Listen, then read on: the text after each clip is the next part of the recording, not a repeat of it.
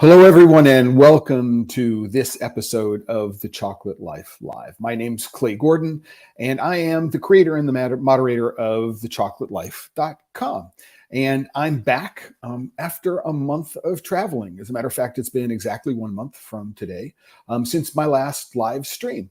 And I'm here to catch you up on what it is that I've been doing in the last month. It was travels to Ecuador, to Portugal, and to Italy. And it was an amazing time. The first time I've been to Ecuador in 17 years. And so that was just really, really quite fabulously wonderful. And I hadn't been to Venice since 1986, and I'd never been to Portugal before. So this was really a fabulous opportunity for me to go and see some places I hadn't seen in a long time or ever, and do it all in the name of chocolate, because I'm living the chocolate life and I'm hoping to share my chocolate life with you. So I would like to make the request, if you're, when you tune in, go into the live chat or to the comments, whether you're looking at YouTube, Facebook, or LinkedIn, and put something in the comment box. Let me know where you're checking in from, not just that you're here, and I know that you're from YouTube, LinkedIn, or Facebook, or that you might be checking in from someplace else in the world, whether it's in the United States or outside the United States. Always like to know where the audience is connecting in from. And with that, let's do something really, really quickly, which is to say, this is the homepage of TheChocolateLife.com right now. You can see that for every single one of the live streams that I do, I post an individual story on The Chocolate Life, giving some background for that post, and also providing, as I say here, a little bit of backstory. But also, if there are some links which are mentioned during the course of the live stream, I can post those links here so that you can go and refer to them. You don't have to squint really closely as I'm presenting things. You can just listen to what it is that I have to say, and you can refer to this page afterwards and get the follow-up. And of course, if you are a member of The Chocolate Life, and if you're not a member, I encourage you to subscribe. There is always a free tier. If there's something you think I missed, you can just throw it into the comments, and I will see when you get a comment here, or you can put it in the comments on LinkedIn, Facebook, or YouTube. Although I encourage people also to subscribe here, so that I can make sure that your questions are answered before, during, and after every single session. And so with that, let's get busy. It was a fabulous trip. So I left New York on the 6th of October and flew connecting through Bogota to Quito, arriving in Quito at sunset. And so here I am walking out of the airport. It's a brand new airport. I hadn't been there before. It's on the outskirts of town rather than in downtown, just as the sunset was happening. And I have, at this point, it's getting to be about 6 o'clock in the evening, and faced with a 2-hour drive from Quito to where it is that I'm going to be going, which is the town of Puerto Quito, in, I believe, the canton of Puerto Quito. We're still in the province of Pichincha. This is a province that I hadn't visited before. In 2003, I visited Napo, and in 2005, I had visited in Morona, Santiago, which is down in the south near the border of Peru. I should say I had been in Pichincha, but only in the Quito area, and also in Guayas, which is where Guayaquil is. But this is my first opportunity to head to Puerto Quito. And I was there, I was there for a festival. And so this is the festival, the first ever festival that this little municipio of Puerto Quito had ever put together. I had a contact in Puerto Quito, a gentleman by the name of Raul Nieto, who has a project called the Itapoa Project, looking to preserve rainforest in the area. And he connected me with the organizers, and they wanted me to be there to help them just provide some international flavor to what was going on. And it was one of these places, I had no idea where I was staying. when I got in the airplane. I'm always worried. Am I going to be staying at a hotel? Am I going to be staying at a hostel? Am I going to be staying in a private residence? I mean, just there was no way for me to know. And for some reason, the organizers of the festival didn't understand what it was that I was asking for. Sometimes you need to put, a residence address on your immigration forms. It wasn't necessary for this particular trip, but yeah, no, it was really, really crazy. And I ended up staying at a fabulous place. So it was on a farm, the Finca Blanca Margarita. It is owned by the Saavedra Sanchez family, so Pedro and Marinella and their children. This is a farm that's been in existence for many, many years. Pedro purchased it more than 20 years ago, if I recall. And in addition to it being a cacao farm, there's a lot of other farming which goes on, which we'll talk about. And they also have a chocolate factory on the farm. But one of the things which is interesting is, Pedro is a doctor, so he has means. And one of the things that he has done is he's put together a water feature. So this is a matter of fact, a fish pond, which is out in front of the house. And this particular aspect of the water feature, which is this recirculating part of the fountain, is actually based on a symbol which is common to a local indigenous tribe called the Jumbo. And this is their symbol for life. So it is incorporated into the landscape. And this kind of attention to detail, these little things, are all over this farm. Now here, these are metates. These would be pre-Columbian, but probably going back about 1,000 years or so. So these are metates that were found on the farm, on the farmlands that they're doing. So you can see that we have a bunch of different styles and a bunch of different sizes. Just really, really quite interesting bits of history which were on the farm. But I was there for cacao. I mean, I'm here to talk a little chocolate festival in the municipio of Puerto Quito. And on the Finca Blanca Margarita, there are, in fact, two separate parts of the farm. One is put together in what I would call Cabruca style farming. So Brazilian Cabruca style. It is under heavy shade. The trees are wherever the trees are. There are older varieties there, ones that might be more endemic to the area. But it's relatively low productivity. I mean, it's under full shade. The trees are not planted on any particular planting pattern or any density, so it's low density farming as well. So it's fairly low yield. But we're right on the middle of a cacao farm right here, looking at a natural spring, which is a part of the farm. And you have to look very, very carefully as you're walking around. So here was a hummingbird nest. And this was one of the great things I loved about being on the Finca Blanca Margarita. Early in the morning, you could get up. There are toucans and lots of other birds, just lots of wildlife. And I have an ASMR recording, which I'm going to upload fairly shortly. I actually may put it on this page. I'll put one of the ASMR recordings looking at things, and you sort of hear the landscape around us. I have this. I took some in Brazil when I was there. I took one in Venice. I'm going to think about how to go about publishing these ASMR videos. But this is a small hummingbird nest that we saw as we were, looking through the farm. This is the other part of the farm. It is a much more traditionally planted. It looks more like a cacao farm. This is a fairly ancient tree. I think Pedro said it was somewhere between 60 and 80 years. But you get the sense walking in that it felt very, very comfortable. This is the first farm I'd been on since I was in Brazil. But there was an age to this and much more traditional. So a lot of shade. But it just felt really, really comfortable and really, really nice to be there after being away from the farm for so long. If you've never been on a cocoa farm, put it in the notes. Let me know if you have been on a cocoa farm. Let me know where you've been, and we can talk about some of our shared experiences. Just a quick note in the comments box. And when you do that, please let me know where in the world you're calling in from or watching in from today. So this was this was one of the highlights of the first half of my trip to Ecuador. The first half of it was in the province of Pichincha, so at Puerto Quito, and then I went to Guayaquil to spend about a week down there. But what you're looking at right here are tree tags. And this is a tree that was tagged by Juan Carlos Montemayor's research team as a part of doing the genetic research for the 2008 report on the genetic diversity of cacao in the Americas, the report that completely upended all of our ideas about cacao genetics. It was a lot more complicated than just simply Criollo, Forastero, and Trinitario.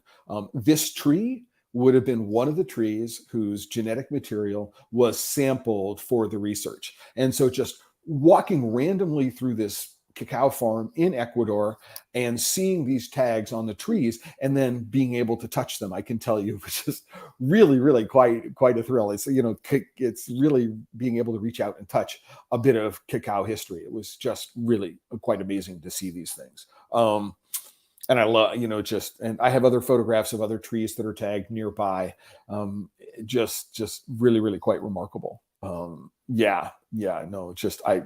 can't describe just sort of the giddy, sort of giggling happiness that I felt as I was looking at these things, realizing where I was when I saw these things. But one of the other things that was really, really a lot of fun to do is the family, the Saavedra Sanchez family, invited me in as a member of the family. So I was staying in a little guest house off the main house, and the main house had an open kitchen and an open dining room. And I was trying one morning. I think nope, I don't have a picture of it. I replaced it with this one. Did I keep a picture of it? No, I didn't keep a picture of it. So what this is a traditional dish in Ecuador and other places in South America. It's called a muchine. And what it is it's grated cassava or yuca, which has had all of the water pressed out of it, or a lot of the water pressed out of it. And when we made breakfast in the morning, we made breakfast in the morning. So Pedro went out early in the morning and he, you know, dug up the yuca, and then Marianella would grate it. And in this particular case, I went in and I squeezed all the water out of the cassava. And I can tell you that was an insane bit of hard work. I mean, upper body workout like you would not imagine, and really, really tiring. And we made two different versions. The first version of these I had was a traditional savory version. So a little salt is added to the cassava paste. And then what you do is you take a palm leaf, and then you cut it into a rectangle, and then you put a little bit of the paste in the leaf, and then you put some cheese, a fresh farmer's cheese, into the cassava paste, and then you pinch the cassava paste around the cheese, and then you wrap everything up and create a little pouch in the leaf. And then what you do is you put it into this stovetop little oven that they make. I asked one morning, have you ever thought of doing this with a muchine with chocolate? And I later found out, yes, this is something that is done, but this family had never thought of it before. So what they said is, yes, we'll make it for you, but you have to help us make it. And so that's why I was squeezing all the water out of the cassava paste. But what we did is we added some panela syrup to the cassava paste to sweeten it up. And then what we did is, after taking the palm leaf, we put a little schmear of the panela syrup down, then put the cassava paste, and then put chocolate, which is made on the farm. So I will show you a picture later on. So the chocolate is made on the farm. And then we pinched it, and then put a little more of the canela syrup on top of that before folding the leaf around it and roasting it in this stovetop oven. And I can tell you, it was absolutely amazing. And I would love to be able to do this. I was gifted one of these stovetop ovens, so I think I might be able to do it here at my apartment in New York City. I can probably get some cassava paste somewhere, or get some yuca and grate it myself. But I'm thinking about doing this chocolate with the farmer's cheese and putting them together. It'll be good. And then over in Brazil, they do something called the Romeo and Juliet, which is cheese with guava, right, paste. goiabada, I believe, paste. And so I'm thinking of chocolate and cheese and this guava paste in the mucine format. And I'm thinking, this is something I need to do, or I need to go back to Ecuador and go try the next time I'm there. But man, I can tell you, these things are wonderfully addictive. Not great if you're on a low carb keto diet. This is not going to be anything you're going to want to try, but I can tell you, just really, really, really damn tasty. So on the farm, there are a wide variety of cacao pod types. So these are more in the wild part of the farm, or the part that is older and is grown under cambruca. We've got, these are, remind me of pods that I saw on the Hacienda Truquilidad when I was in Bolivia back in 2010. So small seeds, a lot of pulp, very aromatic, very, very tasty pulp, but really small pods. As you can see, they fit in the palm of your hand, and really small seeds. So Teresa, when you say, so hello, Teresa, you're in Georgia, if you're not in Seattle for the Northwest Chocolate Festival, but when you say we all need this in our life, I'm hoping you're referring to the mucines. Please let me know if in fact that's the case. But absolutely, I'm thinking roadside stand somewhere, maybe food festival kind of stuff, I think would be really quite a fabulous thing to do, along with something that I found in Colombia, which was arepa huevos. So it's a arepa relleno, it's a stuffed relleno, but there's an egg in it. And then you deep fry the arepa with the egg in it. And then you open it up like a pita, and then you put it with some fresh green salsa. Oh my gosh, that was absolutely amazing, and really, really amazing. But the point here being that we have this wide variety of pod genetics, wide variety of genetics, which are grown in one part of the farm.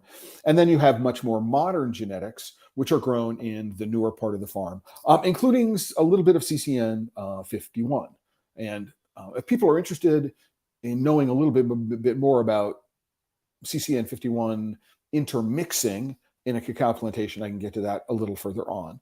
But please let me know if, CCN, you're worried about cross-pollination and what that might mean. Let me know. And we can do a slightly deeper dive. We've got an hour here today. I've got like 80 slides or something to go through. And this before, we even talk about chocolate. I got lots of stuff to talk about. Pedro is wearing the red cap. I was fortunate to have a translator, Gabby, who was there the entire time. And this is the drying pad for the chocolate company. So they take the seeds, they ferment them. They have a really, really interesting method of fermentation. So they set them out to dry, the pods to dry for 4 days, and then they open them, and then they let them drain in a bag for a day before they put them into a fermentation box. It works for them. But I thought it was unusual. But you can see that what they've got here is each one of these different areas represents a different variety of cacao. And you can see they're all micro ferments. And so they're experimenting to determine which of the varieties they should go and graft and expand into production, which of these produce the best quality chocolate. And they have, as I said, all the equipment to convert these beans into chocolate on the farm. And they gave me a bar which had an inclusion. So it's like 70% of their chocolate, 70% chocolate that they made, but there was maracuja or passion fruit jam. So they did it as a little filling in the bar. And I can tell you, it was just absolutely remarkably good. Really, really tasty. Had a chance to give it to some other people, and they go, oh my gosh. I mean, it's really, really quite remarkable. So this is why I was there. I was there for this festival, Chocolate, Aves y Ranas, Birds and Frogs, having to do with the 40th anniversary of the foundation of Puerto Quito. This little canton is the hottest in the state of Pichincha, and very, very proud they were. It was very, very much a small street fair. You're basically looking at the festival from one end to the other end. So a bunch of tents outdoors. This was the only day for like 3 hours that we had sun the entire 4 days that I was there. I would have loved to have been able to be someplace else than here. So on a farm or something like that, participating.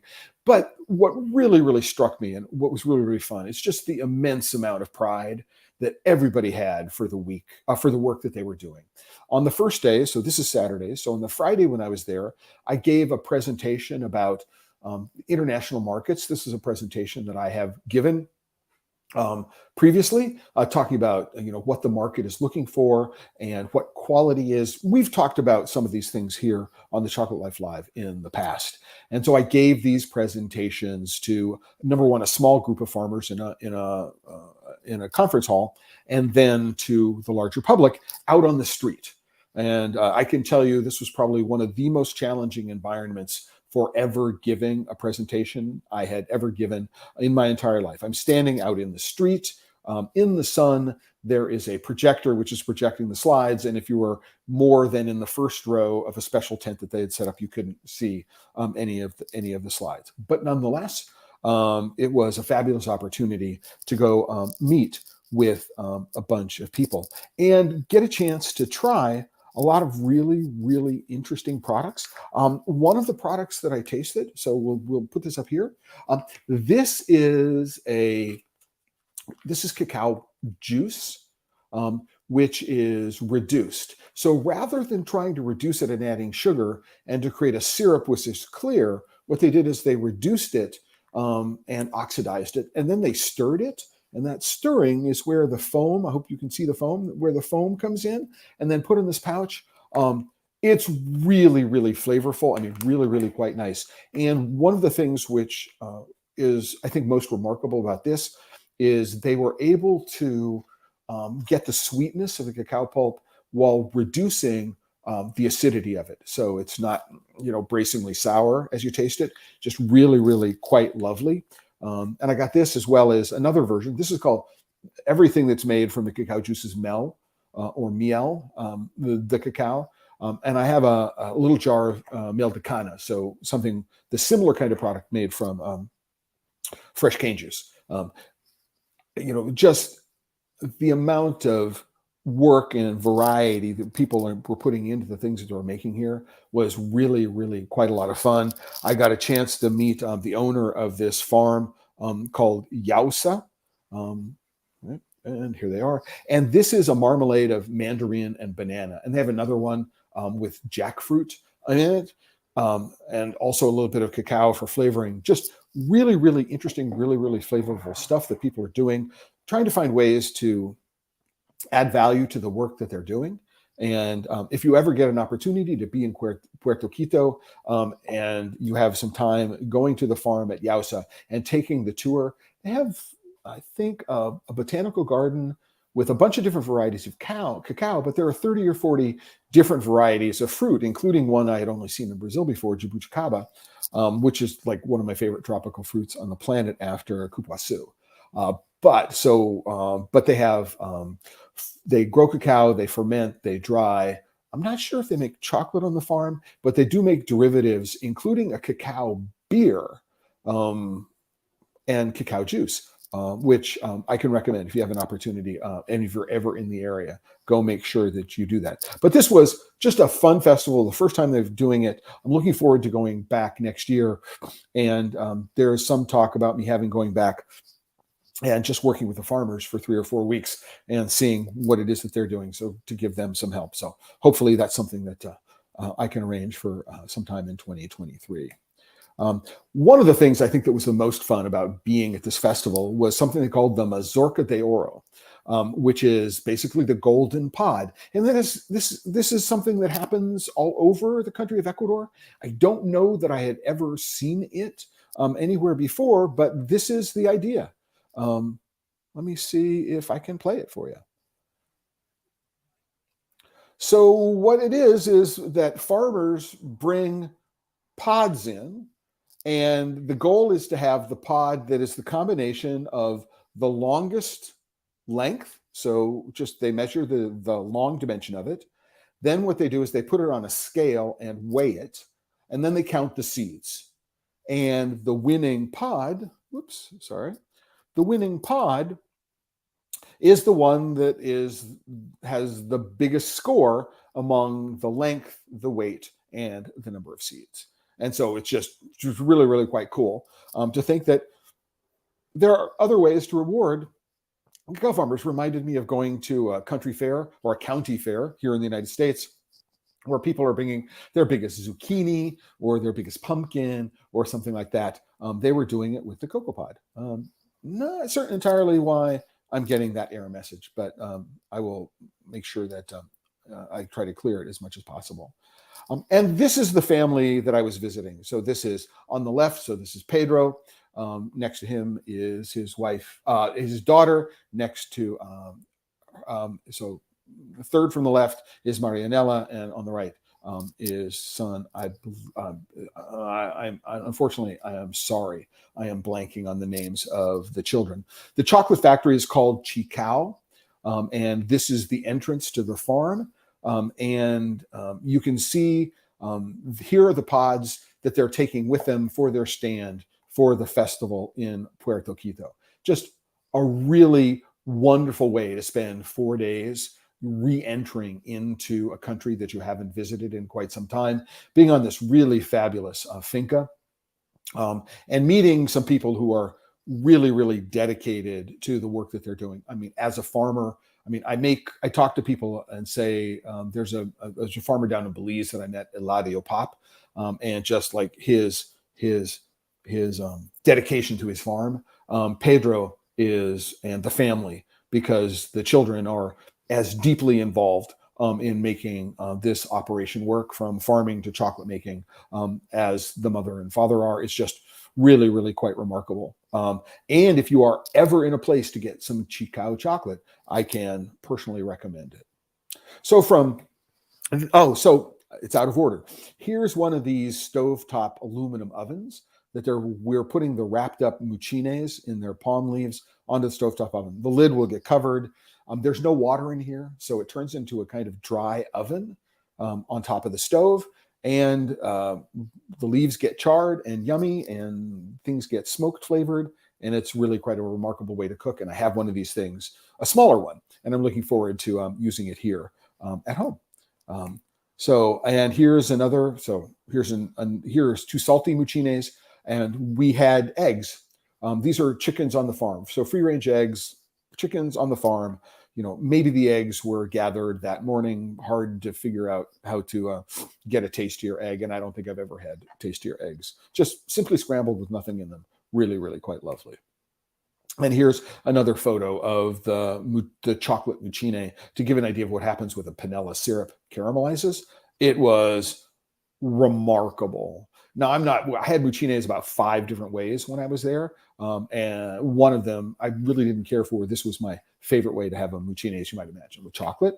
And here's my go away dinner. So these things on the lower left that looks like they might be hot dogs are actually another form of mucines. This is the cassava, which is boiled and then mashed and then rolled into these shapes. And this is rolled in paprika and cocoa powder. But the texture is not my liking.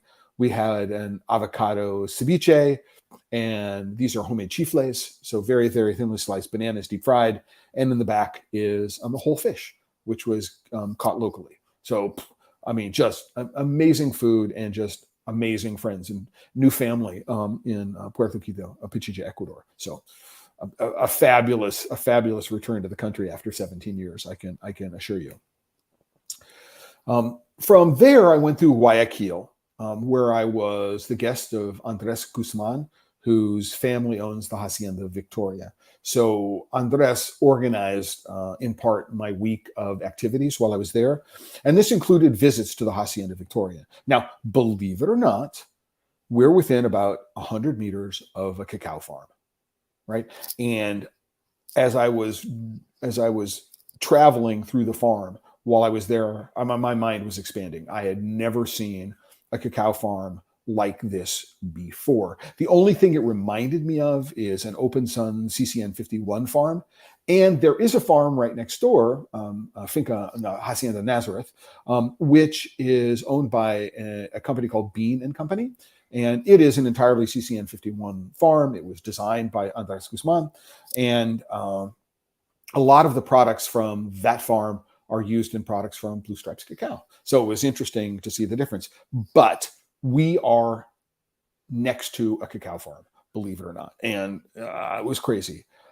This is what part of the hacienda looks like. So there's what I would think of as a visitor center. There's room for somewhere between 8 and 12 people in little rooms. little suites which are available on the farm. There's an outdoor kitchen, and you're looking at this, and none of this existed 10 or 12 years ago. Just a beautiful place to visit, as you might imagine. Lots of geese. And again, if you look out past the palm trees, what you're doing is you're seeing a cacao farm. And this is the oldest part of the cacao farm. As you can see, it is essentially 100% open sun. What is remarkable about this is not CCN 51, right? The main bulk, so there are about 500 hectares on the farm, and the bulk of that is planted in 3 varieties of Nacional genetics. And what you're looking here is one of those 3 varieties of Nacional genetics. What makes this farm work is the irrigation canal. So we're in a dry forest in Guayas province. We're about an hour to the west of downtown Guayaquil in traffic. And we're part of an area where many, many years ago, there was a hydroelectric dam which was built. And as part of the hydroelectric project, they put these irrigation canals in, and these irrigation canals conserve up to about 70,000 hectares, of which about 12 to 13 are currently in cultivation. And so there are a number of farms, mango farms, cacao farms, other farms, which are served by this irrigation water. Otherwise, none of this would exist. Now, this dry forest was probably also a dry forest, but you look at it, there are almost no trees here. And that's because the trees were cut down for 2 reasons. Number one, they're part of they're mainly a variety of wood called the Guayacan, which is a very hardwood, straight, and is suitable for shipbuilding. So a lot of these trees were cut down for building ships, and then a lot of the trees were cut down to rebuild Guayaquil after it was burnt down in a fire. So while there may have been a lot of trees, and I'll show you what some of that forest probably looked like many, many years ago, it turns out that it is a dry forest. It gets maybe 500 millimeters of rain a year, whereas if you're trying to grow cacao, you'd want more like 2 to 3 meters a year. But it is this irrigation canal that makes all of this possible. What you can't see from here is that there is both drip irrigation and sprinkle irrigation scattered along each one of the rows of cacao. Now, these are traditionally on 3 by 3 meter triangular, so it's about 1,100 trees per hectare, so fairly high density. And but they're moving to a much more modern single line farming system. And so here they can get over 1,200 trees per hectare. And you can see that there is a lot of light between the rows. And the trees are all pruned to keep them below 3 meters. So the idea is to keep them compact, keep all the fruit down low, and they can easily get 2,000 kilos per hectare, so up to 2 metric tons per hectare of Nacional growing this way, right? Whereas a more conventional Nacional farm might get 300 kilos to maybe 500 kilos per hectare. By doing this open sun variety, they can get significantly higher production of Nacional. Now, if they are growing, a high productivity variety like CCN 51, obviously it's off the charts in terms of what their productivity is. And it's not obvious here, but these rows are organized to follow the sun, and so that both sides of the row of trees get sun at either early in the morning or late in the day. And again, this is only possible because of the form of irrigation that's being used. But importantly, they are measuring the amount of water at different levels in the soil, and they can control very precisely how much water is used. They can also control very, very precisely the amount of nutrition that is fed to the trees, which is really, really quite remarkable. And so what they've done over the course of the last 5 years is cut in half the amount of water that is required to grow this, and cut in half the amount of nutrition that they need, which is a broader concept than just fertilizer. So they're actually getting this high productivity varieties in a relatively efficient, or this high production in very, very efficient kind of ways. And they are experimenting with lots of different ways of planting. And this is one of the new ones that they're looking at. It is much more like, it looks like a vineyard here. All of the trees are grown in a flat plain, right? And again, you can see that the row is organized toward the sun. There's irrigation, which is happening in part of it. And then there are, in fact, cables, which hold the trees up. So incredibly high productivity that's here. Now, there's a lot of, it's open sun, contributing to deforestation, all these awful kinds of things might be happening. But there's something really important to think about. And this is something that I don't think enough people pay attention to. Number one is, take a look at the amount of organic matter between the rows of trees. One of the things that's happened in the last 5 years is they've moved to this much more technified kind of farming, is the organic matter content of the soil has gone from around 1% to 5%. So what they've been able to do is they've been able to improve the health of the soil itself and sequester a fair amount of carbon as well into the soil by all of this material being incorporated into the soil. And another thing to think about is that the only time that green leaves, right, cacao leaves, are in fact extracting carbon dioxide from the atmosphere is when they're flushing.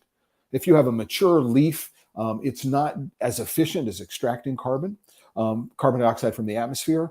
But if the leaves are flushing, which means they're new and they're growing, then they are very, very actively pulling carbon dioxide out of the atmosphere. And because of the way they prune here, not just once or twice a year, but at least 4 times a year, that's one of the reasons why you're seeing as much organic matter on the ground, is there's a constant flushing of leaves. And what this does is it means that they are much more efficient in terms of reducing carbon dioxide out of the atmosphere. Now, there are a couple of things. Number one is they're going to be planting local tree varieties to provide some shade and windbreaks and biodiversity habits or habitat for other species. And one of the things that I spoke with Andres about is like, there's no corridor for wildlife to move from one part of the farm to another part of the farm. And so this is something that Andres said, it's a really good idea. It's a really good point. And as we think about new planting or planting new parts of the farm over in the near future, we're going to incorporate corridors for biodiversity, for animals and birds to move from one part of the farm to another part of the farm easily. So very, very cool. But again, I'm just sort of like slapping the side of my head and I'm going, this is a cacao farm. I have trouble believing I'm in a cacao farm. I mean, this is an example of open sun. Again, this is one of the varieties of Nacional, which is planted here. The organic matter is deep, and it may not be possible to tell from what you're looking at, but a lot of this is green. A lot of this is freshly pruned. As a matter of fact, I was out there when they were pruning. So there's this constant replenishment of green matter. And if you look again closely, you will find that there are a lot of freshly flushing leaves here, which means the trees are extracting carbon dioxide from the atmosphere, sending it down. All of this stuff that's on the ground is going to break up and decompose and get into the ground, contributing to the high level of organic matter content that's in the soil, which means the soil is healthier than it was when it was in its natural state. And one of the things that they've done is there was, prior to the hydroelectric project, which I mentioned at the very beginning, they did a survey of animal and insect species, bird, animal, and insect species. The Hacienda Victoria is going to update that to find out, okay, where are bird and animal species today? Where are we?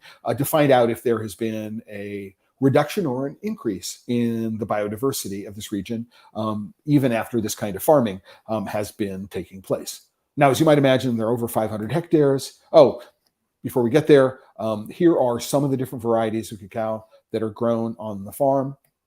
And as you might imagine, they're doing lots of tons every year, and this is part of their drying facility. There's more drying facility on the other side of that white-walled room. And I'm on top of their warehouse where they have a laboratory where they do all their organoleptic and all their chemical and other kind of analysis of the beans. The cocoa, which is sitting in bags, is getting ready to be shipped for export. So really, really cool.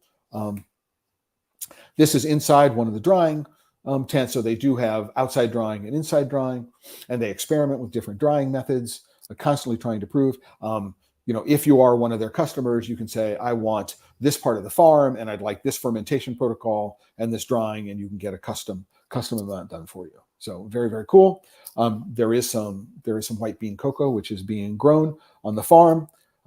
And this may not look like anything, but it is one of two new varieties, EET, which is shorthand T, EET 800 or 801.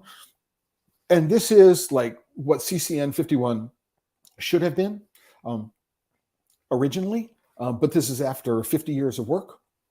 So this is a high productivity variety, which also has some of the flavor potential of a Nacional. So it's a high productivity variety with a lot of Nacional genetics in it. And I can tell you from tasting the pulp and then tasting the liquor, we did a liquor tasting. This is 4 of the 10 liquors we tasted when I was at Victoria one afternoon. There is a lot of really, really amazing potential. I think 2 of these are 800, but you can take a look at them. You can see the different colors of different varieties, something which is obviously lighter, perhaps more a white bean, as opposed to something which is a dark bean. None of these were CCN 51, as I recall, but they're different beans with different fermentations from different parts of Hacienda Victoria. This is here. I will put this picture on the page, on the post for today's live stream. So here's the post for today's live stream. I'll put this picture. If you're interested, here's a breakdown from the National Cacao Exporters Federation and Cacao of production in Ecuador this year. So it's an interesting bit of distribution if somebody's interested in knowing where cocoa comes from in Ecuador. And this is Andres Guzman. He was my host at the Hacienda Victoria. His family owns a gracious host, a really, really lovely guy. And I can tell you, he is committed to doing the best possible work that he can on the farm. They're constantly looking to innovate. This is the first certified carbon neutral cocoa farm. The Hacienda Victoria in Guayas is the first certified carbon neutral cacao farm in the world, right? Which is saying something when it comes to cacao, and the fact that you can do open sun farming in a way that might not necessarily be 100% bad, which I think is very cool. And the family is committed to these kinds of experiments going forward. So so what I want to do here is to say, hey, Jeffrey, thanks for welcoming me back. LA and the South Bay. Yes, I am back in New York. I was gone for 22 days in the month of October, and I'm happy to be back in New York City. Although I can tell you, we've had some fabulous weather here. I can't complain about that. So this is Andres Guzman, a great guy, Hacienda Victoria. If you are a small chocolate maker, and you're looking for consistent quality of things that are very interesting, and the notion of technified farming is interesting to you, I can recommend reaching out to them. If you want, let me know. I can introduce you to their representative here in the United States. But also, if you buy directly from Hacienda Victoria, you are involved in direct trade. Now, it is an estate holder farming, not a smallholder farming. That is true. They employ over 120, I think, families, various aspects of the farm. But keep in mind, not everybody wants to be a smallholder farmer. Not everybody wants to have the responsibility of owning their own farm, managing their own farm, and managing their own business. And so if you want to keep people involved in farming, employing them is a good way, is an option, a good option for many people and many families. And so there is a minimum wage, and Victoria pays above minimum wage. And there are many social programs that are involved on the farm with respect to providing subsidized transportation to school. There are medical facilities on the farm which are available to all of the employees at no charge. So there's some really, really interesting things which are involved in an estate holder, in an enlightened estate holder farming method. So we shouldn't just poo-poo them right away. But if you are at all interested in the notion of a high quality, consistent product, are interested perhaps in getting your hands some of these new varieties, these EET 800 and 801. And I can tell you, there's a whole section of the farm that they showed me, which has got stuff in it that it blew my mind. It will blow anybody's mind. I can't really disclose it, but if you go reach out to them, they may share it with you. Just really, really quite remarkable stuff. Just an amazing. I spent 2 days with them, and parts of both days on the farm learning about it. Next, I went to the new manufacturing plant of a company called Cocoa Supply here in the U.S. CocoaSupply.com. If you'd like to go, they're actually in Brooklyn, not far from where I am in Industry City. I'm in Brighton Beach. And they did something interesting. They redesigned their chocolate factory. This was originally designed in the 1970s. And rather than upscaling, they downscaled, which going from 300 tons a month to 100 tons a month. And in the process, rethinking the manufacturing process and modularizing it. So, for example, if all you wanted is nibs, you don't have to turn on the entire factory, which is one of the issues with the old factory. You had to turn everything on in order to do anything, which meant that they had a minimum order quantity of 10 metric tons. And this factory, they can do as little as 500 to 600 kilos. But we're outside, and you can see they're capable. The difference between a small batch-oriented factory like the one at Marsata that Jeffrey runs is materials handling. And so you can see they have the option to be able to handle, hundreds and hundreds and hundreds of kilos of this. There's a bean cleaner and destoner that we're seeing, which is out of doors. And then there's a conveyor which takes everything inside. This is the outside of the old plant called Cafiesa as opposed to Cocoa Supply. And this tube that you're looking at in the center right is basically to clean beans and sterilize them. You just put steam in there. It helps puff the shells before you have to do things. But if you want to turn the plant on, you have to heat this thing up. And it just requires hours and hours, like 4 hours or something like that, before you can start running beans through it. And as you might imagine, it requires a fair amount of energy. So one of the things they're doing with the smaller plant, modularizing it, reducing the minimum order quantity, but also they're going to be installing solar panels on the plant to reduce their reliance on the grid, but also to take down as close to zero as possible the amount of diesel or fossil fuels which are required to operate the plant. They're not at zero yet, but they're looking to get that way. It was fascinating. I mean, I've seen chocolate factories of all scales. Normally people think of how do I take what it is that I'm doing now and how do I get more production? How do I do more? And this is one of the first cases where I've seen people saying, well, the factory we have is not designed to meet the demands of the current market.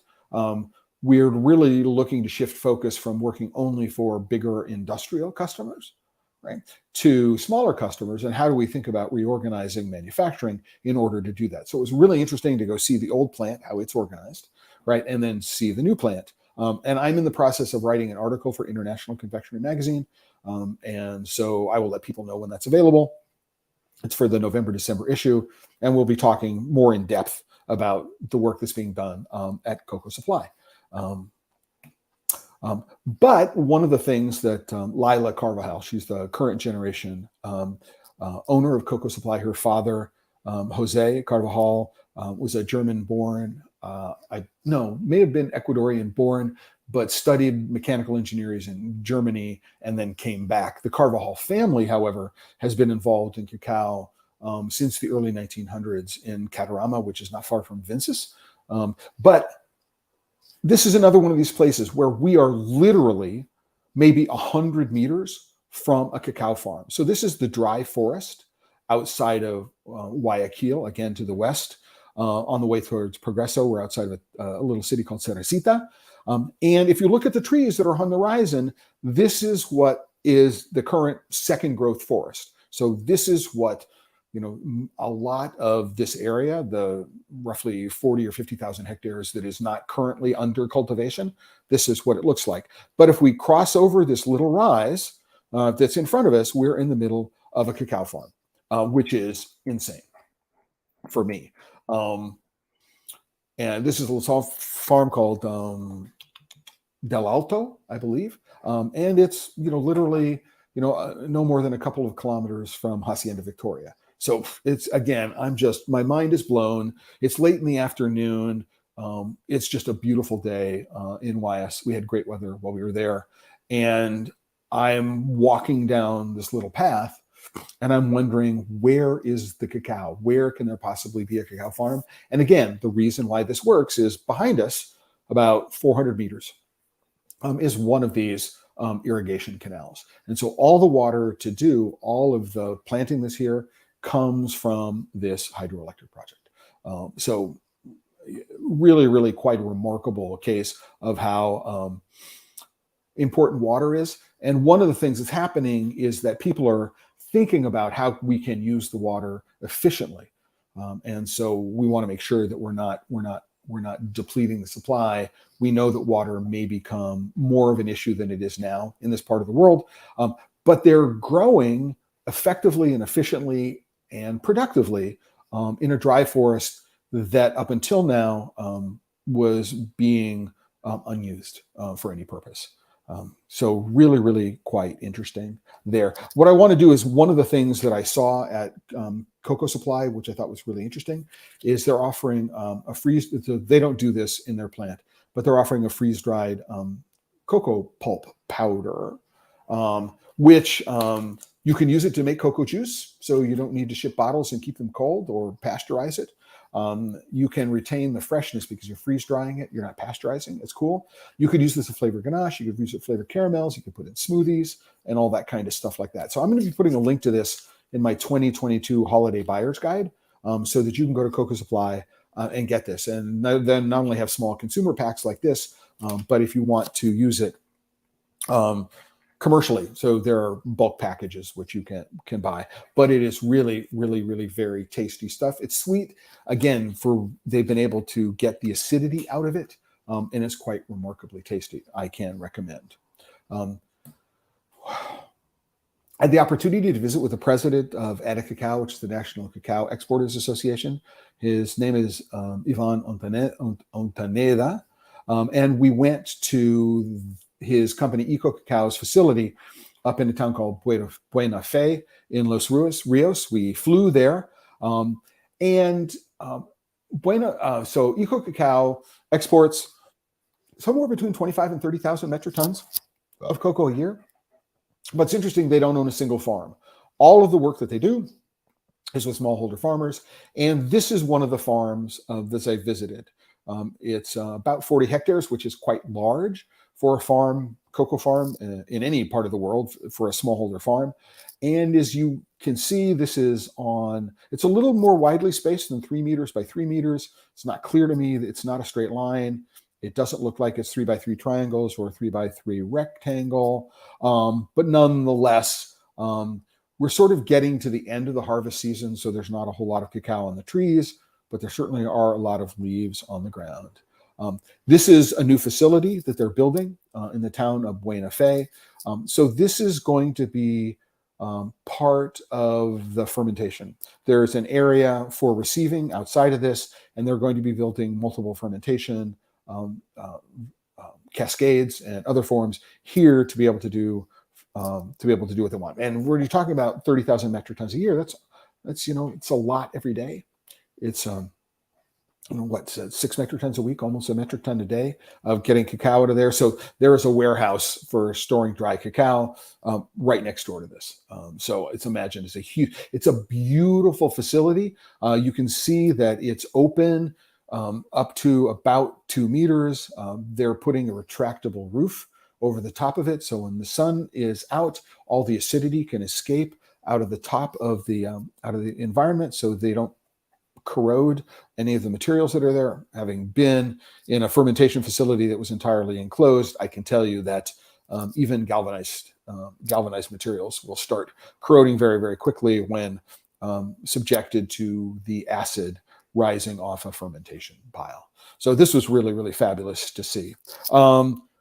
I'm trying to think, what else have I got? Oh, okay. So, it's like, what else did I see in Ecuador?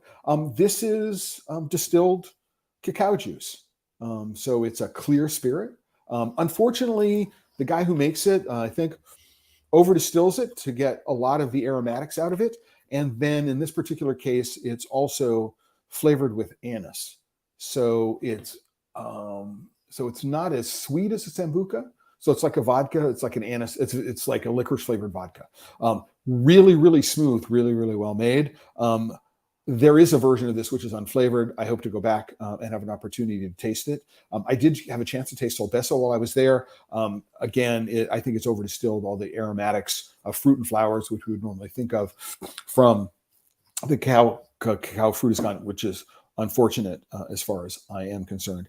Now, the researcher here, Dr. Rafael Pertucci, also did a lot of the early research on making cacao pod flour, on freeze drying cacao pulp. So it was really, really quite wonderful to catch up with him, get his insights into Ecuador because of the amount of CCM 51 that is being grown and its position, its place in the world for being able to provide, to be the source for a lot of upcycling and derivatives that aren't based on cocoa beans. Really, really quite remarkable. He did some soda. It's just like really, really lovely stuff. There's an enormous amount of potential, and I'm looking forward to staying in touch with everybody and talking with them on this. So I flew back from Guayaquil. I left at 3 o'clock in the morning, connected through Bogota, got into New York about 2 o'clock in the afternoon. Got home at about 3 o'clock, and went to sleep because it was an overnight flight, and got up in the morning and unpacked and repacked after doing laundry. And, I had a 11 o'clock flight to Portugal the next morning, so the next day. So I returned on the 18th and fly to Portugal on the 19th, overnight to Portugal via Charles de Gaulle. And I'm going to Porto, but this is actually Villanova de Gaia, right, which is across the river. So Porto is across the river from where I am, Villanova de Gaia. This is a Gustave Eiffel bridge. Apparently, there are more Gustave Eiffel constructions in Porto than there are in Paris. As you can tell, it's a lovely city. This is roughly the same view at night, just insanely beautiful. And I'm on the grounds of something called the World of Wine. So the World of Wine is a 55,000 square meter destination historical district. All of the buildings were at one time port storage warehouses.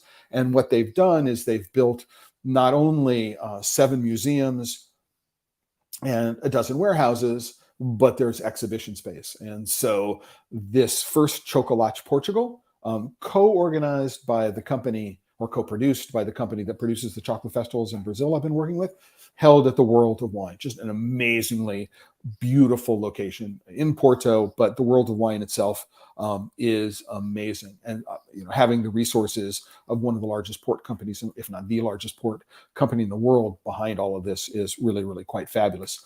There is a chocolate story museum. It's the most interesting museum in a building that I have ever been to.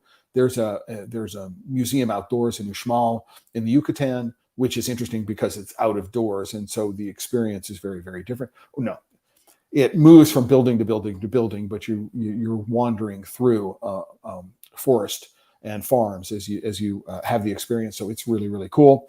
The Chocolate Story Museum is just an enormous amount of technical information. The detail is really good. A friend of mine, a woman by the name of Maria Salvador Jimenez, who works the specialty cocoa division at Darnhauer, was a consultant on it, and they've just done a fabulous job. And it is beautiful. This is just one of the exhibit rooms, but you walk through in places a fairly immersive environment. There's audio. There is a lot of screens on here. There's not a whole lot that's interactive, but there's a density of information. So, as far as I've seen, it's really, really accurate. And really, really cool. So I can recommend it. You go to Porto, go to the World of Wine, go to the Chocolate Story Museum. You will have no qualms about spending the hours necessary to go and actually take in all the detail. And as you leave the museum, you go past a chocolate factory for Vinte chocolates. So this is one of the brands which is part of the whole World of Wine portfolio. I don't have one of their chocolate bars, but they have this fabulous tasting box, which is 4 chocolates and 4 little sample bottles of port. And so you go through and you taste the port and taste the chocolate.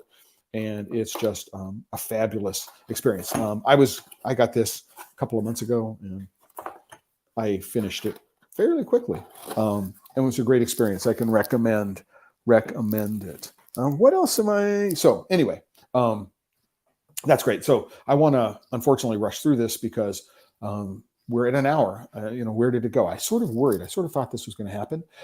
This is the interior of one of the exhibition spaces inside the World of Wine. Just a fabulously beautiful place to have a chocolate show. The only place that I think comes close to this, maybe two, one of which would be the Beurs van Berlage in Amsterdam, and the other one, the Royal Tropical Institute, also in Amsterdam. Just a beautiful building, a great place, and just an amazing resource. Put this in your schedule the week before the Salon du Chocolat in Paris next year. You're going to want to be in Porto. Whether you're a chocolate fan and have never been to Porto, whether you are a chocolate maker and you're going to Paris and you want to take a little downtime, but also have an opportunity to experience what goes on, this is an amazing opportunity. And I think it has the potential to become, one of the go-to chocolate festivals in Europe every year. Very quickly, first out of the gate, just really, really quite remarkable. If you're interested, let me know in the comments, send me an email. Let me know if you're interested in keeping on the mailing list for Chocolate Portugal 2023. I did get an opportunity to spend about 2 hours between heavy rain seeing downtown Porto, so crossing the bridge and going to downtown. And it's the as a walking city, it's a challenge because there's lots of hills, and so you need to be in good shape if you're going to walk it. And the old part of the city, there aren't a whole lot of vistas in the old part of the city. In Villanova de Gaia, all the vistas are looking across towards the old part of the city. But it's small and intimate in many kinds of ways. It's different from Venice. It's bigger than Venice. But you turn around and all of a sudden there's this. This is the oldest church. You've got this fabulous vista looking up through. So it's fun to walk through in terms of changes of scale. Not fun to walk through in terms of the hills. And here's one of the chocolatier little chocolate shops, Chocolateria de Flores. Across the street is a company called Chocolateria Ecuador. And apparently not all of the chocolate. So here's one with 68% Sao Tome with nibs. Apparently this might be the only chocolate they actually make for themselves. They talk about bean to bar chocolate, but apparently not all the chocolates that they make are in fact made by them, if that's an issue for you. Here's a second version. This is a collaboration with the port company Graham's, and it is filled with a ganache of 6 different grapes. So I haven't opened that yet. One of the Portuguese chocolate makers that I ran into that I can't recommend more highly, wherever you are, you get a chance to them, is Feitoria de Cacao.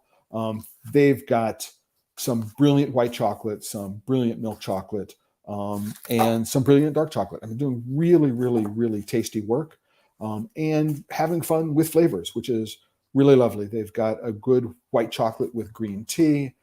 They're doing a Nicaragua with nibs, 57 milk. They've got a sheep's milk chocolate with 60%, a white chocolate with 45% cow's milk chocolate, something called the Bianchino, which is a coffee and cinnamon. Again, a white chocolate, 41%. Just really, really, really nice stuff. I can recommend them. Also on exhibit there at Chocolate Portugal was a company called Kankel from Madrid. This is a 100% bar. So it is a chocolate liquor sweetened by cacao pulp. So a lot of people are working at that.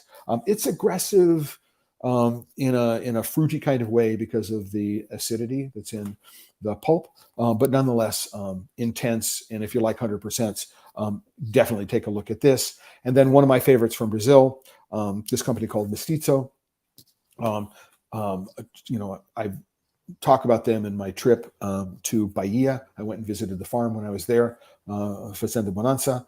This is a 40% Janduia, but they're making it with Brazil nuts, Castanha do Pará, Really, really, really lovely bit of chocolate, and should be available many places. Some other things that I found while I was there. This is a cachaça. I had seen this when I was in Sao Paulo in 2020. So this is people who are doing a fermentation of cacao pulp. Really, really quite nice. It's gotten a lot better in the last couple of years, from what I remember it being in 2020. Not quite sure. Oh, there is some barrel aging, and if the barrel aging is where the color comes from. It's not introduced in another kind of way. And something I forgot to mention when I was in Ecuador was a bottle of cacao wine. So I saw a lot of cacao wine and a lot of cacao beer. Some of it was incredibly sweet because what it was essentially a sugarcane spirit with sugar added, so it was liqueur rather than alcohol. But otherwise, this one is 100% fermented cacao juice. So really, really quite interesting. While I was there, I had a chance to spend some time with Spencer Hyman, and he did this fabulous chocolate tasting. So here's the chocolates that we tasted. It was there. It was really, really quite wonderful. 3 from Original Beans, 1 from Taza, and then something from Pump Street, as well as something from Vinte Vinte. It was a really, really great tasting exercise. And Spencer is going to be a guest of mine sometime in the month of November here on the Chocolate Life Live, talking about lots of stuff. From Portugal, from Porto, I went to Lisbon, and Lisbon is an amazing city. It's one of the 2 oldest cities in Europe. I think only Athens is older. It's built on a couple of hills, so you need to be in good shape to climb if you're going to go from the Bairro Alto, which is where I was staying, over to Graça, which is across the way. I believe that's the Castelo São Jorge, which you can see on the hill. And one of the things which is really, really wonderful about Lisbon, also about Porto, is that the way people inhabit the city. Although I see a bit of flat ground here and there's no table on it, almost every place you go in Lisbon on the hills, if there's a flat area, there's a table or tables where people can sit down and just enjoy a coffee or some sort of alcoholic beverage. It's just a fabulous city in terms of scale. It's really, really beautiful. And one of the things that people should know about it, if you go to Portugal and you don't get a pastéis de nata, it's an egg custard inside a flaky pastry. You need to go do this. So those prices, don't let them scare you. That's €5.50 for 6 pastéis de nata. I had at least one of these every day that I was in Portugal, and didn't regret the carb count and sugar count as part of my daily diet. I had an opportunity just completely at random to meet with the son of Claudio Coralla, Nicolo Coralla, who has a new cafe, Rebel Cafe. If you go to the Instagram, you'll see information about that. And it was just a fabulous way to decompress between Porto and going to Venice, sunset in Lisbon. It's just like, oh man, it's just a beautiful, beautiful day. This is me arriving in Venice, and this is one of the reasons why I went to Portugal, went to Lisbon before leaving, is that I was invited to my 4th global product launch for Barry Callebaut. This is after a very early morning flight. I left my hotel at 4:30 in the morning. It's about 11 o'clock, maybe a few minutes after, and I'm on a water taxi on my way to the hotel. And so it felt good to be out and about in the open air. I don't take a whole lot of selfies, but I felt justified in taking this one. It was really, really nice. This is across the Grand Canal from the hotel, staying at a place called the Venice. Here I am in the neighborhood of the Mercado Rialto. Ironically, I could walk all the way around over the Rialto Bridge, maybe a kilometer all told, or walk 100 meters, take a €2 gondola ride across the river and come to this exact same place. But as you can see, we've got, when the water's at high tide, the water is overspilling the banks. I mean, Venice is just an amazing city. I mean, it's hard to believe that it still exists after however long it's been around. The hotel we stayed in, the oldest parts of the structure are the oldest still standing structure in Venice. It was over 1,000 years old. So really, really quite remarkable place to go and spend time. This is perhaps one of the more interesting chocolate shops. Venice is not necessarily known for chocolate. There are a lot of outlets of the big chocolate company Venki here. This one is called Nino and Sons, and there's some pretty interesting things to be found in here. They were handing out bonbons, which were actually quite well made for a shop. And there were a lot of people around enjoying themselves. Lots and lots and lots of smiles on people's faces. I did not take the opportunity to purchase anything. By this time, I was worried about my luggage allowance, and I didn't think if I bought one bar, I'd probably need to buy 10 bars, and I didn't have room for another kilo of luggage allowance because I was bringing back lots of bottles. Yeah, and so that's that. And so I am sitting on the dock of the hotel where we were staying. This is sunset, watching the sunset over the Grand Canal. I mean, Venice is an amazing place. As I said, I hadn't been there since 1986. One of my favorite souvenirs of the trip is this bottle. It is a bottle of vermouth. The bar of the Venice, which is called Bitters, they do a house-made vermouth, and this is one of the best house-made vermouths I've ever had. There was an open bar after dinner on the final night that we were there, and there was a cocktail menu, and they had all the ingredients for a Negroni, but they didn't actually have a Negroni on the menu. So I talked to the bartender who was there, the guy who helped devise this spirit, and talked to him about the work that I had been doing on Sol Beso. I spent a lot of time talking to bartenders about drinks. And so I had this fabulous conversation with him and the other people in the bar when they weren't mixing drinks. We got a chance to talk with this, an Amari that they make in-house. And if you are ever in Venice, go to the Venice Hotel. Now, it's not an inexpensive hotel, so the rooms are quite pricey for me, right? And maybe not for Europe at the moment, but they're quite pricey for me. But go up to the bar, which is called Bitters, and order yourself a Negroni. It is simply the best Negroni I have ever had in my entire life. And I spent time building Negronis with bartenders all over New York City and other places while I was working at Sol Beso. And it's amazing. If you're not into hard alcohol, they do a version of an Americano, which would be an alternative to an Aperol Spritz, also made with the same vermouth.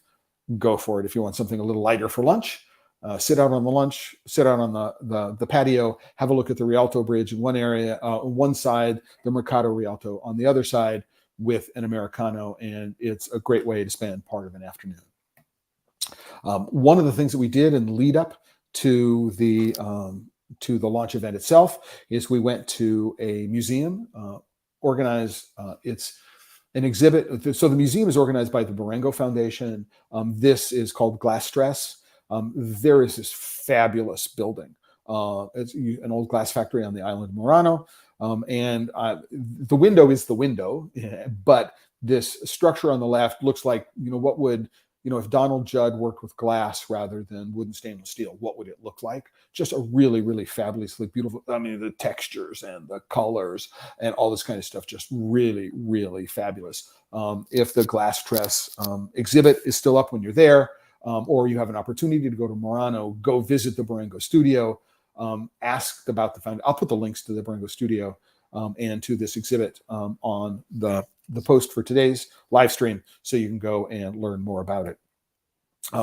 After we went to the glass studio, we went to a gondola building workshop. The guy who started the workshop won the best gondolier in Venice like 12 times. I don't know if 12 times in a row, but this is like winning like the decathlon. I mean, this is one of the most coveted things you can win in the city of Venice. And after all this success in winning, being the best gondolier in Venice, he said, I know how to build gondolas.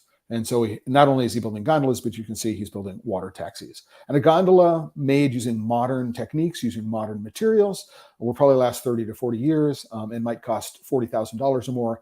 And interestingly enough, each one of them is customized to the body of the gondolier. So left-handed as opposed to right-handed, height, all these things. These are taken into account with the construction of one of these gondoliers. Just, really quite a remarkable experience to see what's going on. But I was in Venice for a Barry Callebaut launch, second generation chocolate. I'm going to do a live stream on this, excuse me, all by myself. I'm writing an article for International Confectionery on it. I have samples of second generation chocolate here, as well as what they call first generation chocolate.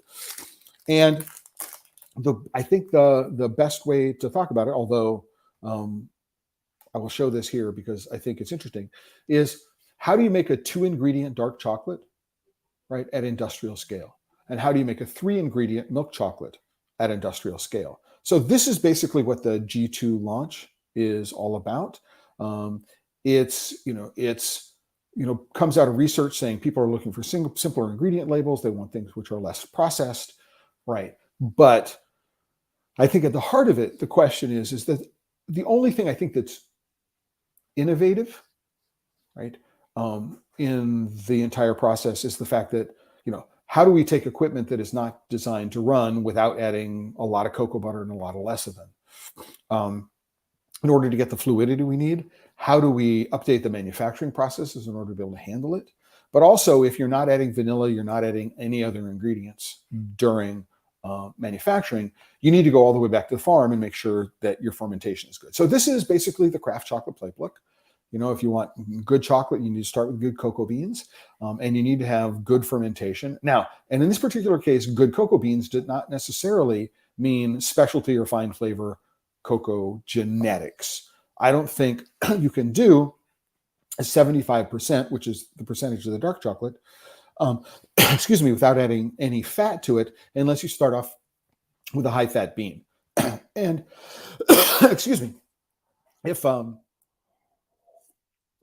we're looking at Ecuador as the origin of these beans, which is what I was told that they are, there aren't a whole lot of candidates for what the genetics are if we're talking about high-fat beans. So something to consider. But we're looking at cocoa cultivation and craft, looking to get to the purity of cocoa flavors. And again, this is important. They're focusing on cocoa flavors. 3 varieties is 75% dark, a 55% milk, which is cocoa forward, and a 35% milk, which is milk forward. And you can see here some of the marketing points for second generation chocolate. Again, purity of cocoa flavor, cocoa first, sugar last. Cleanest label ever, not. I mean, craft chocolate has been making 2-ingredient chocolate for 15 years now, so it's not the cleanest label ever. It may be the cleanest label among industrial chocolate makers, but it's not the cleanest label ever. And again, this 2-ingredient dark, 3-ingredient milk chocolate. And when they talk about 50% less sugar, the 50% less sugar is compared with, so if I was trying to do a chocolate to mimic the 75% chocolate that's here, chances are the beans wouldn't have been as good. They would have been roasted more heavily. And so I would have needed more sugar. And maybe what I'm doing is I'm releasing a 65% rather than a 75%. And that's where the difference in cocoa content comes, I think. That's my estimation of what's going on. It's going to take another 12 to 18 months before the products are released to the market. And so we'll see if what they deliver, right, is going to be what they actually tasted to us last week. So there was a lot of difference between the first chocolate that made it to market after the whole fruit launch as opposed to what we were tasted on at the whole fruit launch in 2019. And so the jury is out. I've asked them to, I have samples, but I've asked them to keep more samples and then send me samples of what they do release so that I will be able to make a definitive taste test about what it is that's going on with that. And that's it. Whew. Man, it's an hour and 20 minutes, but this is the top line. There are more than 70 images that I showed you here, or about 70 images that I showed you here. And this just represents just like tiniest fraction of an overview of what I was up to in the month of October. And I had a great time. It was lovely to be out traveling again. It was amazing. Happy to be out there and, happy to share my experiences with everyone here. But at this point, if you're not a member of The Chocolate Life, please join. There's always a free tier. Hit like, subscribe when you're watching. right, with this video, get a comment. Would love to know what it is that you're thinking when you're watching this. And if you're interested in supporting what it is that I'm doing, perhaps going forward with a future trip, please, please, join the Chocolate Life. There are membership tiers where you can economically support what it is that I'm doing here. I realize that this is a really difficult time to ask anybody to chip in and support the work that I'm doing. So I very, very definitely appreciate everybody who does make that opportunity to make the kinds of travels and these kinds of talks about what it is that I'm doing possible. And Teresa says, part 2, I vote yes. Okay, so, okay, Teresa, you've thrown down the gauntlet. What I'm going to do is I've got an individual article that I'm writing about cocoa supply. And so I'm going to be doing a live stream about that. I'm doing an article on Hacienda Victoria. We'll talk about that and other things that I found in Ecuador when I was there. So there's an article about that. Next Tuesday, I'm going to be joined by a gentleman by the name of Leslie Aguirre. Leslie is the founder of a project in Ghana in the Ashanti district called Three Mountains Cocoa. So he's going to be joining us next Friday. And or next Tuesday, I'm looking forward to that. I also have things which are scheduled for a week from today and a week from Tuesday. Now, if you're in New York City and you have the opportunity, this coming Tuesday night, there's going to be a discussion with Terry Collingsworth, who's a lawyer at International Rights Advocates, who's the organization that is leading the suit against Nestle and Cargill, and is the subject of a feature movie called The Chocolate War. He's going to be in New York City at the Chelsea Market from 6 to 7:30, and you can go to the MoFad, Museum of Food and Drink, the MoFad website, and you can learn more. I am going to be moderating that event. At the last minute, unfortunately, Simran Sethi, who was originally going to do the moderation, is unable to attend, and she asked me to step in. Now, I've interviewed Terry 3 times here on The Chocolate Life, also Mickey Mastrati, who's the filmmaker. And so if you're in New York City, please go to MoFad. I will put a link on the Chocolate Life to it if it's not already there. Go and join us for this discussion and screening, and also a tasting of 3 different bars of chocolate from Askinosie Chocolate. And again, I've known Sean since forever, so it's going to be a great way to connect things. And with that, what I want to do is I want to say thanks to everyone who's watched this, who's watched it from beginning to end, anybody who's going to watch this in the future, and remind everybody that if you're working with chocolate and you're not having fun, and hopefully you realize that as tiring as it is, as exhausting as it is, as challenging it can be, right, to make the sacrifices I'm making for chocolate, I am having fun. And until next time, ciao, everyone.